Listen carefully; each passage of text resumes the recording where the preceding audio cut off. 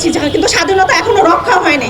আমরা কেন যুদ্ধটা করেছি? এই ফ্যাসিস্ট 16 বছর আমাদেরকে যে নির্যাতন নিপীড়ন করেছে তার থেকে বাঁচার জন্য এই যুদ্ধের সাথে আমরা সবাই একমত হয়ে মাঠে নেমেছি। কেউ ঘর থেকে বসেও আমাদেরকে মানে সমর্থন করেছেন, কেউ বাইরে সমর্থন করেছেন, কিন্তু আমরা যে কারণে যুদ্ধটা করেছি আমাদের কি সেই লক্ষ্যটা অর্জন হয়েছে? হয়নি। সরকার কি করছে? বিভিন্ন বিতর্কিত লোককে উপদেষ্টা বানিয়ে আমাদের আন্দোলনকে প্রশ্নবিদ্ধ করছে। কেন করছে? কেন আজকে আহত নিহত পরিবাররা সঠিক মর্যাদা পাচ্ছেন না? কি মর্যাদা?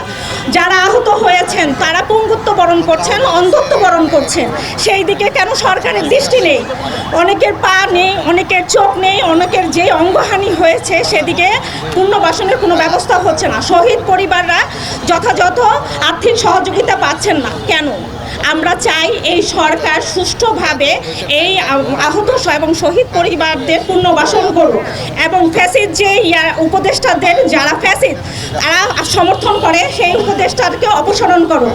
বাংলার মানুষের এইটাই দাবি, কারণ এই আমাদের আন্দোলনটা এমনি হয়নি। জনগণ এতে শহীদ হয়েছেন, আহত হয়েছেন অনেকে। আমরা চাই এই ফ্যাসিস্ট বিরোধী আন্দোলনটা আরও জোরদার হোক। আমাদের যুদ্ধ শেষ হয়নি, আমাদের যুদ্ধ চলমান। কারণ হচ্ছে আমাদের যুদ্ধটা স্বাধীনতা অর্জন করেছি, কিন্তু স্বাধীনতা এখনো রক্ষা হয়নি। আমরা চাই আহতদের পুনর্বাসন, তাদের সঠিক চিকিৎসা, তাদের দিকে দৃষ্টি জ্ঞাপন করুক সরকার। শহীদ পরিবারদের সহায়তা করুক, আর্থিক সহায়তা, যে কোনো ধরনের সহায়তা, তাদের পাশে সরকার সব সময় থাকুক। আমরা চাই না আওয়ামী লীগের ফ্যাসিস্টরা আবার পুনর্বাসিত হোক।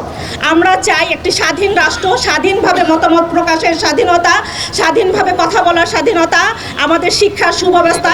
এই বিগত ফ্যাসিস্ট সরকার আমাদের শিক্ষা ব্যবস্থাকে পুরোপুরি বন্ধ করে দিয়েছিল, কারণ একটা মেরুদণ্ডহীন জাতি তৈরি করার তার একটা পরিকল্পনা ছিল। সেখান থেকে আমরা বের হয়ে আসছি। আমরা চাই এই সরকার আমাদের হাত ধরে সঠিক সিদ্ধান্ত নেক, আমাদের সাথে কথা বলুক, জনগণের মতামত নেক যে ফ্যাসিস্টরা পুনর্বাসিত হবে নাকি স্বাধীন দেশে ভালো মানুষরা পুনর্বাসিত হবে। সেইটাই আমি সরকারের কাছে প্রত্যাশা করি।